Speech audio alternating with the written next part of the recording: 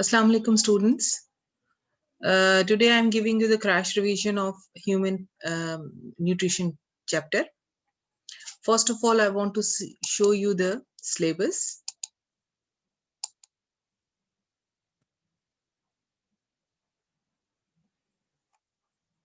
Yes, chapter number 5, animal nutrition. In this chapter, first of all, we have to know that basically the nutrients are providing us energy. When we are talking about nutrients, here we have to mainly study about the 7 basic nutrients. Okay, I'm using the black color. Okay, nutrients are there. Sorry. 7 basic nutrients are there. Out of these 7 basic nutrients, our main concern is that we have to study about carbohydrates, right? Then main is protein, then fats, right? Vitamins and minerals, I'm writing together.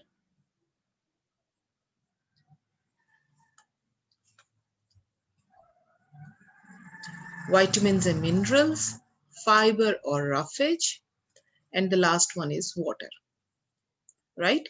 These 7 nutrients are there one by one. Let's take a look for this one. First of all, carbohydrates.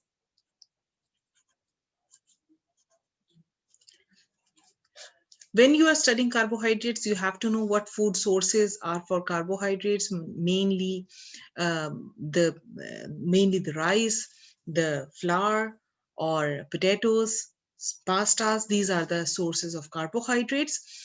They are made up of carbon, hydrogen, and oxygen. 1 gram of carbohydrates provided almost 17 kilojoules of energy. And basically, we are taking a large amount of carbohydrate in our daily life. Now, when we are studying carbohydrate, we are dividing carbohydrate into 2 categories, right? 2 categories are there. One is that reducing sugar. Reducing sugar means maybe they are monosaccharide or disaccharide, right? All the reducing sugars are sweet in taste and soluble in water, right? For the reducing sugar test, I will give you a quick review of Benedict test also, right? Second category is known as complex carbohydrate.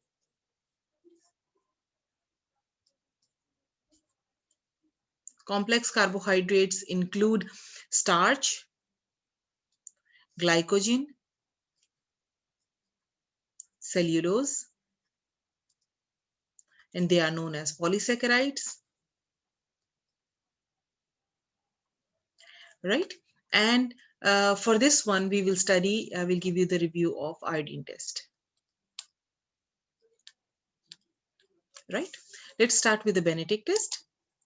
Benedict test is when you are studying the test, there is a test for reducing sugar, starch, protein, fats. These tests are included in our syllabus. You have to know the complete procedure. You have to know the result. You have to know their results also. Okay. So the first one is in a test tube, you have to take grind, chopped food sample. There is a question that why there is a need to grind or chop. So the reason behind this that that increases the surface area. Food sample is there, right? Then adding Benedict reagent,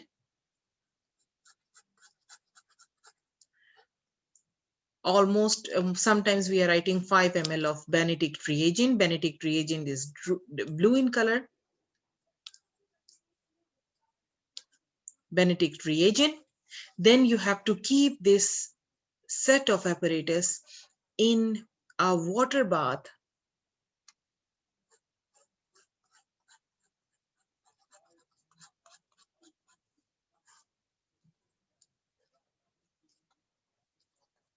at 80 degrees Celsius. Okay. When you are placing this set of apparatus at 80 degree, if test is positive, then the blue color changes to green, yellow, orange, or red, right? It shows that the sample is containing reducing sugar. If blue remains same, then the sample is without reducing sugar. Okay. So for this purpose, you have to know that why there is a need food is chopped, why they are placing 80 degree. 80 degree means that what is the temperature is there for this one above 60, and mostly they are saying that okay, 80 degrees Celsius, magnetic reagent is blue in color. When the test is positive, that may give green, yellow, orange, or red color. Now out of these green and yellow, these green and yellow are giving us the idea that the sample is dilute sample, whereas orange and red color shows us that the sample is concentrated.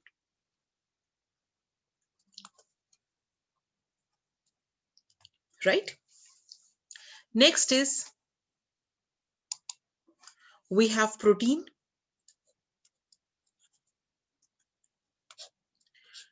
We are taking protein not only for food, not only for the energy purpose. Basically, we need protein for cell making, for the wearing and tearing process.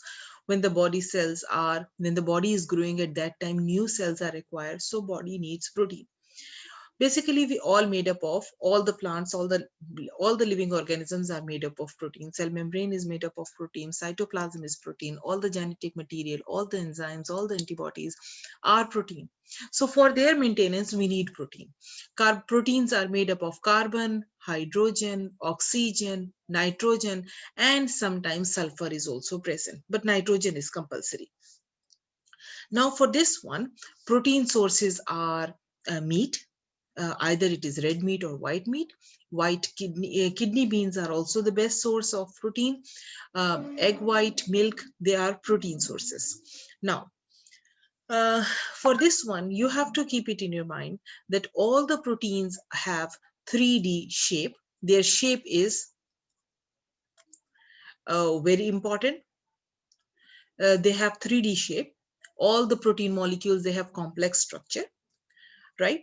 Now, for this one, you have to know that protein test is known as biuret test, right? Biuret test is a simple test in which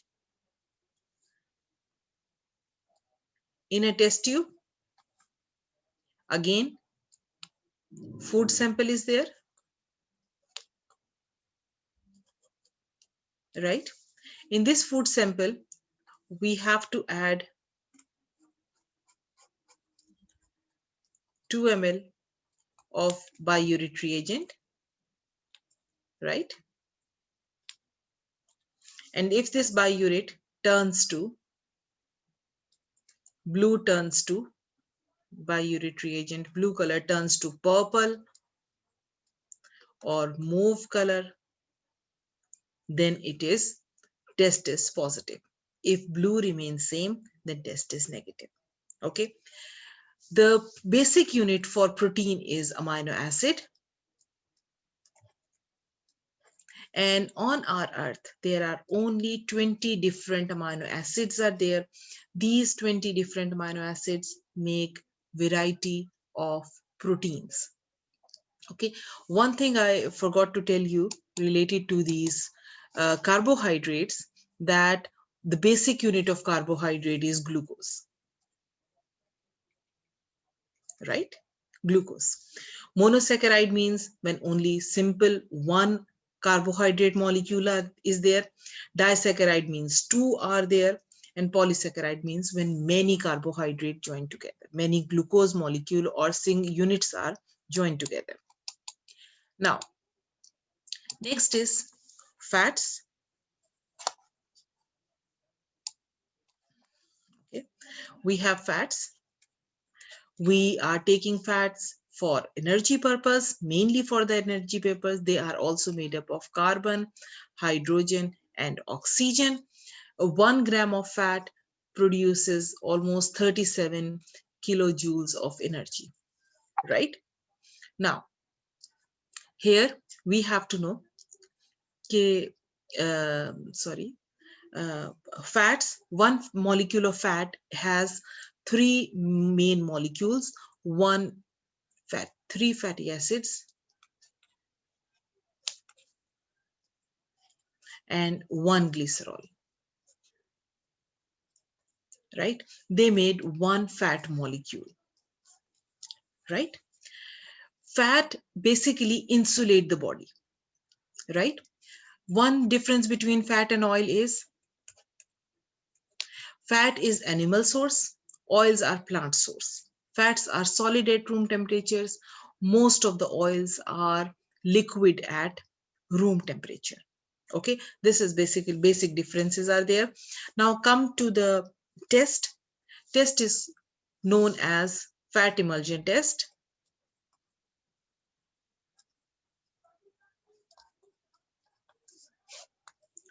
Fat emulsion test. In this test, what happened? First step is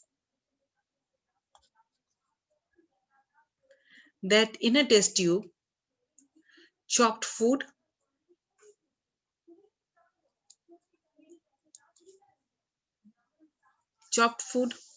and then add, okay, I'm using yellow color although, okay,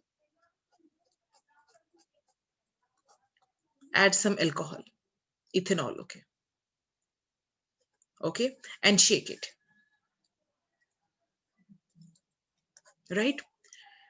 Because fat is soluble in ethanol, so all the particle will dissolve into this, right? Now, let me erase this thing. Okay. Next step is, sorry, next step is, let me take another one. Another test tube is that we have to take another test tube in that water is there, right? Pour this liquid into this one, right? If this water turns cloudy, water turns cloudy or milky, then the fat is present. Food sample contains fat, otherwise no. Okay. Now come to the vitamins and minerals. In our syllabus, two vitamins are there, vitamin vitamin C and vitamin D. First of all, vitamin C. Vitamin C is present in all the citrus fruit, right? They are responsible to give the strength to the collagen fiber in the skin, and they are also give they are good for our skin. Then if someone has the deficiency of vitamin C, it causes scurvy, that is gum bleeding disease.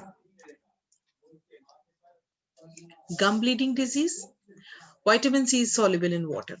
Next is we have vitamin D. Vitamin D is insoluble in water or it's fat soluble. Vitamin D is present in milk, in meat, or in all the dairy product. Vitamin D we can get from the sunlight also. Deficiency of vitamin D causes the poor bones diseases, and that causes ricket disease. Ricket means when bones become soft. Two minerals are there in our syllabus. One is calcium. Calcium, again, we are getting calcium from the all the dairy products. And if someone has calcium deficiency, then it that person got osteoporosis.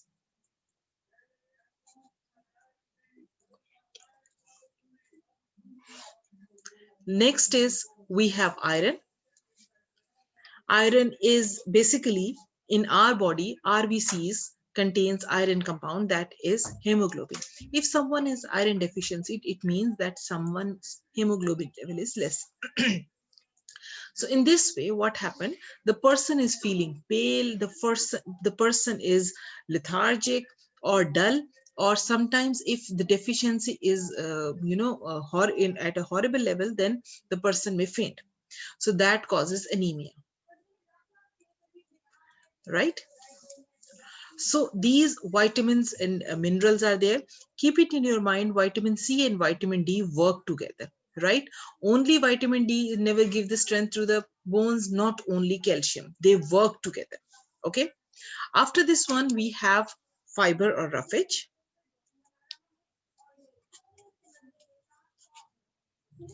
Fiber or roughage, basically, they are not providing any uh, nutritional value, okay? Even our body cannot digest these fibers. We are getting fibers from the cell wall of a plant, right? Whatever the plant part you are eating, either fruit, either vegetable, either seeds, either leaves, either stem, or whatever the plant part you are eating the cell wall. And in this way, you are getting fiber also. So basically, the importance of this fiber is they are responsible to maintain or to continue the intestinal movement, that is peristalsis movement, right? Peristalsis movement is there. Now, for this one purpose, if suppose someone is lacking fiber, that person will face constipation problem. Last one is water. Water is very, important new food component for us. Basically, when someone is saying, when you are asking what is the function of the water, they are saying that we are drinking water to hydrate ourselves. But the main concept behind the water, to take the water, is first keep it in your mind that we need a medium where all the metabolic reaction takes place, and that medium is water. Although to some extent they are saying for hydration purpose, but it is a medium for all the metabolic reactions. Cytoplasm contains more than 70% of water, so it means it is a compulsory factor. Okay, come to the carbohydrate proteins. At this time, if someone when all the 7 components are in a correct proportion,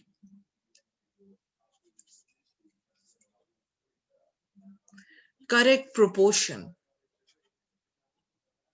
then the diet is known as balanced diet, right? All the 7 basic components in a correct proportion, then the diet is known as balanced diet. Okay, now for this one purpose, if suppose someone is not taking, someone is taking less protein, less carbohydrate, or someone is taking more protein, more carbohydrate, more fat than the body requirement, then that diet is known as malnutrition diet.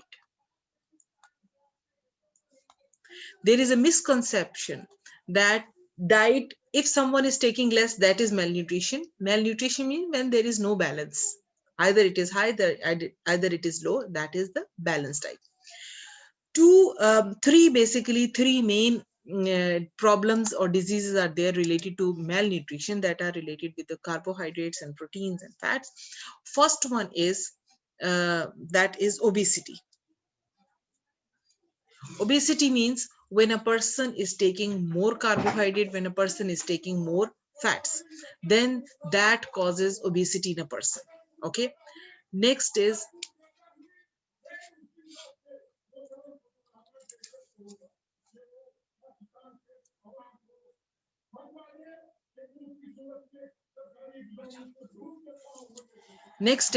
marasmus. Marasmus is a disease that is common in an area where food is not sufficient for the people.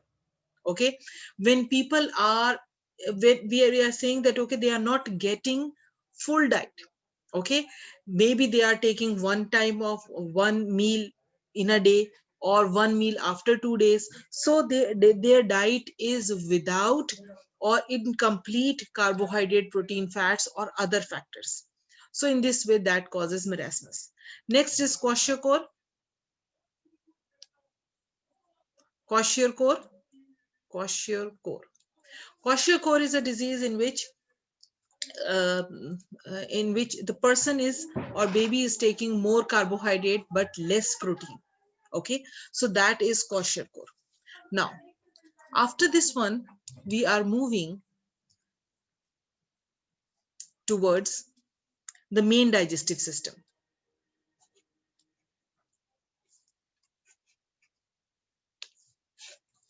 When we are saying what are the main points of digestive system, there are 5 main steps are there. First is ingestion. Ingestion means taking enough food. Next is digestion. The word digestion means breakdown of food. After the digestion, then food is absorbed. That is absorption, right?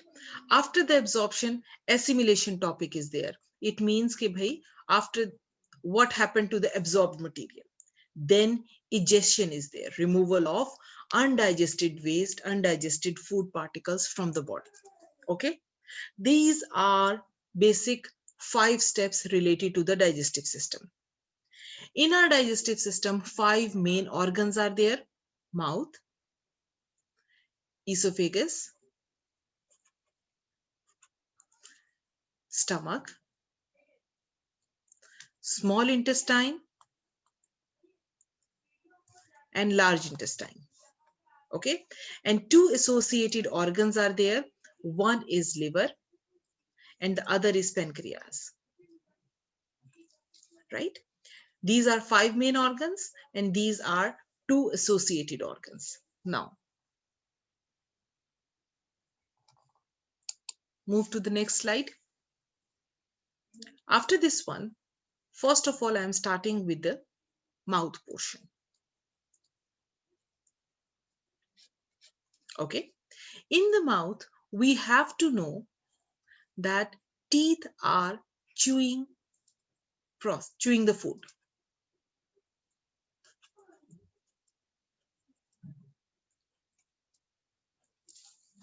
Okay, teeth are chewing the food, right? In this way, they are increasing the surface area.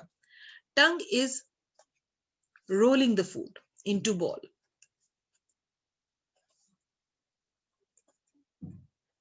right? And the ball of chewed food known as bolus, right? Next is we have salivary gland in our mouth. Salivary gland had 2 things. One is it contained water that soften the food.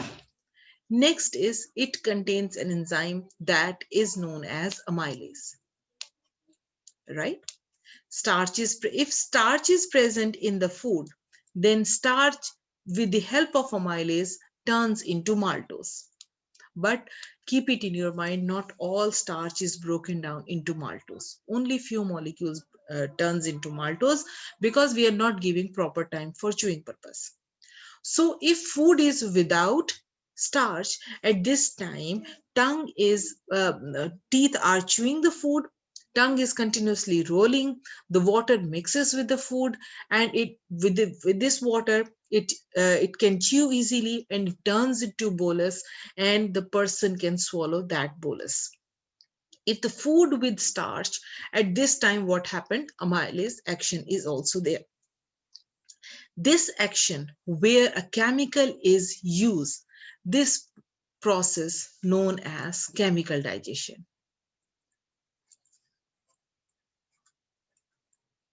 right?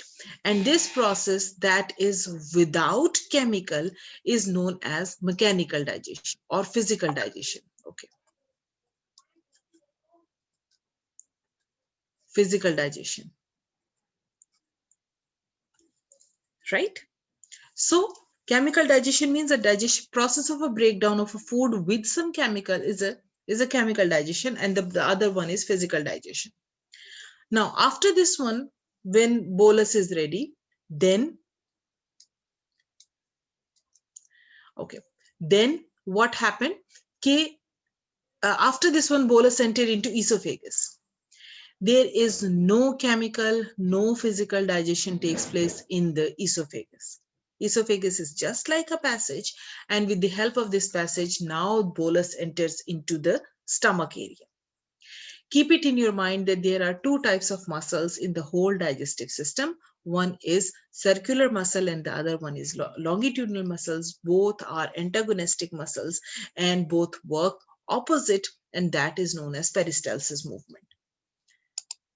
Next is stomach is there. In the stomach, only protein digested. Protein chemically digested. Only.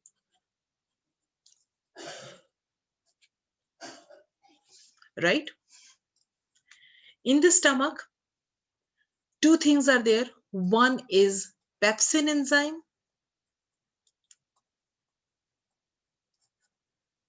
and other one is it has HCl, hydrochloric acid. Hydrochloric acid provide the optimum pH for these enzymes, right, with the pH of 2. And second function of this HCl is that it is responsible to kill or to destroy the pathogens present in a food. Okay, this pepsin turns protein into polypeptide.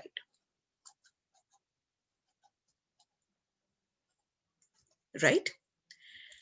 Now, again, whatever the bolus is containing, either it is containing rice, either it is containing carbohydrates, proteins, or fat, whatever the substance is there, it enters into the stomach area. Now, the stomach start churning the food, just like a grinder is there. Stomach start churning the food. It further break down the bolus particles, right? It further break down the bolus particles into much smaller particles, right? And if it contains any protein molecule, then the protein turns into polypeptides. If protein is not present, churning process continues. Okay, HCl, definitely if protein is not there, then there is no need for the pepsin to provide the best pH, but this HCl destroy or kill all the pathogens. When this churning process complete, at this time, now we can say bolus turns into chyme, right? Now this chyme enters into small intestine.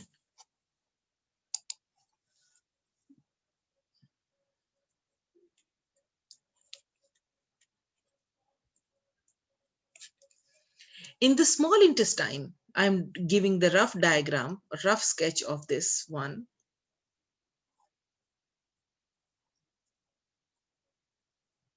This is liver, this is pancreas. Okay. This is stomach, this is small intestine. The first part of the small intestine is duodenum, right? The moment chyme enter, at this time, both the associated organ, liver and pancreas, releases their juices, right? Pancreas has 3 enzymes. Pancreatic juice has 3 enzymes: amylase, trypsin, lipase, and sodium hydrogen carbonate, right? 3 enzymes and 1 chemical is there. Okay, so it means when the chyme is entering, this pancreatic juice is also entering into this portion. Okay, Liver is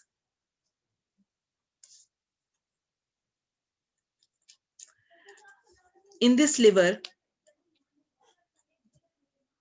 gallbladder is there. Gallbladder stores bile, right? Liver's bile contains bile salt that emulsifies fat,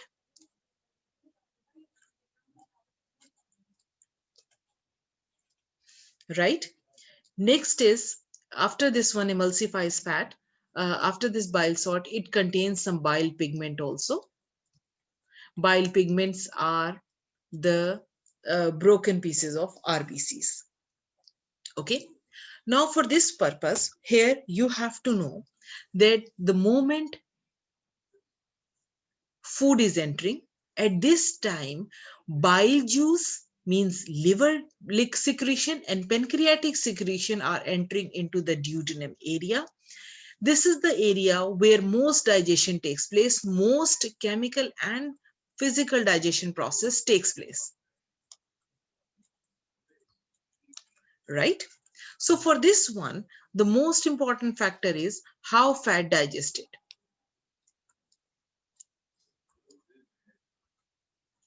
right? It comes in exams. For this purpose, first of all, fat emulsifies by bile salt, right? Emulsifies by bile salt, and this is physical digestion. I'm writing is PD. PD means physical digestion. Okay. After this one, what happened? K lipase work on fat and turns all the fats into fatty acids and glycerol.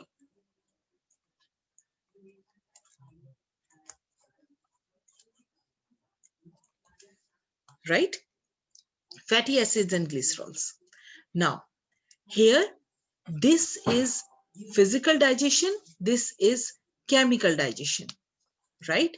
It increases surface area, and with the help of chemical digestion, what happened? All the insoluble fat particles turns into soluble fat particles. This question comes in exam many times, and this will help you. This will give you 4 marks easily. Okay, you have to specify where physical digestion and what causes chemical digestion. Right? Now, after this one, lipase work is finished. Then we have trypsin enzyme. Some protein, leftover protein, turns into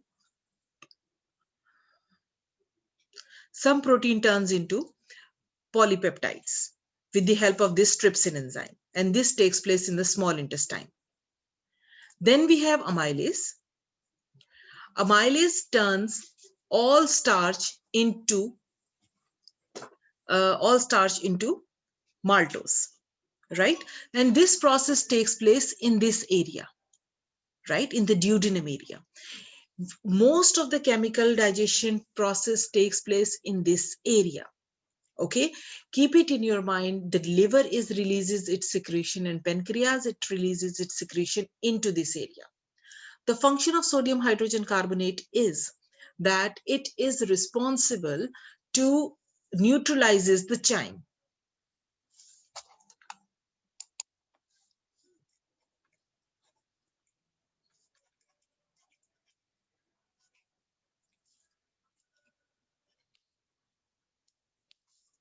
Sodium hydrogen carbonate, basically it neutralizes the chyme,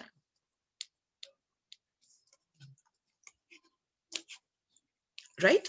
Because it is coming from the stomach with the 2 pH, and if this 2 pH chyme is entering into this intestine, may definitely it will damage the small intestine area.